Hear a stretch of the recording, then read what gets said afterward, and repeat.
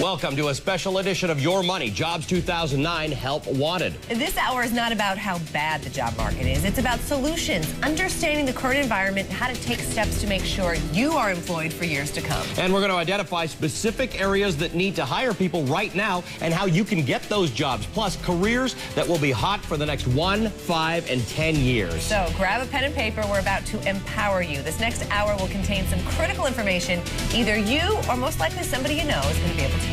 But before we can get to the job opportunities that are out there, we want to understand the current climate. Barajas is a personal wealth advisor. Sonia Aline is the careers editor for Black Enterprise. And Lakshman Achyuthan is managing editor of the Economic Cycle Research Institute. Welcome, everybody. Lakshman, let me start with you. Where are we right now in the job situation?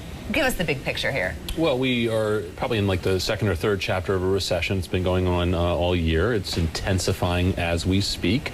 And you're seeing that in terms of pervasive job losses across the country and across different industries. It's not affecting just one industry anymore. It's pretty much affecting all of them. You brought along some great charts that show kind of where we were in January 2008 in terms of jobs lost. Okay, the blue is job gains. And then when you look back toward later in the year, you can see that blue is starting to evaporate. It turns to red. You go from a sea of blue to a sea of red. Red is bad. That means you've been losing jobs for the last 6 months.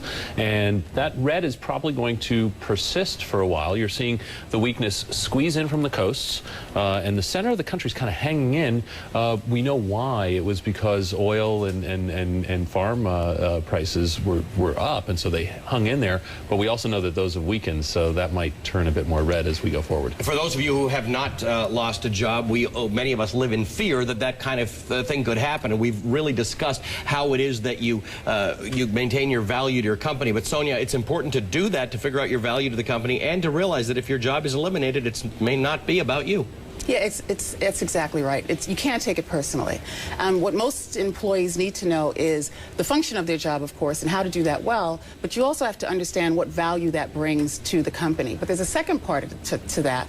There's the job that is valuable to the company, but then you have to look at how valuable you are to the company. Is there someone else who can do your job well? And so that talks to how well you're managing your profile in an organization, which is key. You think you're doing a really good job, or you think that your image of yourself in the office is different than other people's image of you, and that's something that's important to think, especially at a time like this. It's very important. That's why you have to get support or advice from people outside of your immediate circle. And so perception is reality. So whatever other people are thinking about you is actually true. And so you need to talk to your mentors, your supporters, your advocates in the organization, or even have honest conversations with your managers to find out exactly how they really think about you and the job you perform. Louis Barajas is a personal wealth advisor. Louis, you know, if you are either in a position where you've lost your job or you think you might be one of those who have lost your job, obviously your personal finances become a major issue.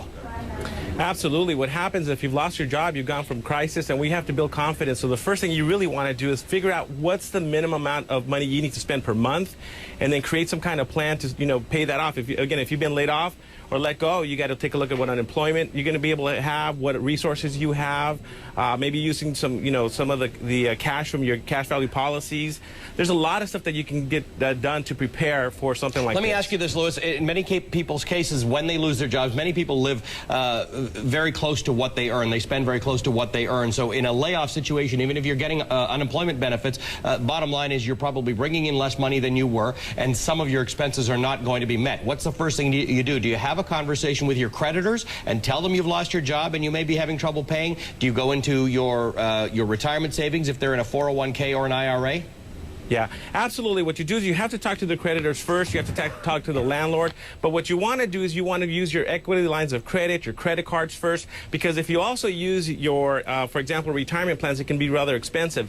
Now, we're nearing the end of the year. What we also want to do is start preparing, get ready. I mean, start preparing all the stuff for your tax return. If you're going to get a refund, get them done as soon as possible. There's ways to, start figuring out how to attract cash flow into your life, because that's what you're worried about when you've lost your job. It's all about cash flow. I want to talk a little bit about the emotional side of this in a minute, but Lakshman, I want to ask you about where it begins and how long it happens. I mean, job losses, once we start seeing the job losses, it's really almost worse than that, because people have already been cutting back hours, right? They've already been cutting back on temp workers. They've already been not filling positions that were open. By the time you start seeing the big heads rolling, it's really already a pervasive situation. Absolutely. I mean, the same way that you would cut back at home if you had some cash flow problems, businesses cut back, and they look at people in many ways as a cost. And they see the sales are down, so they're cutting back on people. This is a real problem for the next couple of quarters, at least into, you know, the first half really of '09, because job growth will lag whatever recovery there is.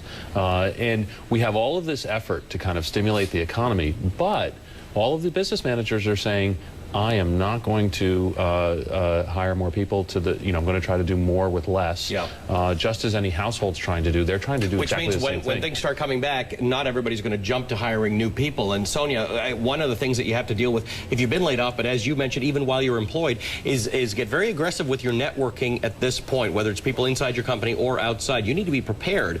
All of us need to be prepared for the inevitable. Exactly. So if you are laid off, this is a really good time to self-assess in terms of what your skills are, what your talents are, and what you can bring to the next organization that you join. Well, we're going to talk a little later in the show, as we do almost every week now, about the things that you can retrain into if you find yourself in that position, because that's an important one. We've said many times, Christine and I have said that for those manufacturing jobs that have been lost across the country, there's really not much chance that those jobs are coming back anytime soon. Not in the form they were before. However, there's this idea of recessions essentially do creative destruction. Whatever didn't work before is going to probably go away permanently. However, in that space, new ideas, new types of businesses are going to form.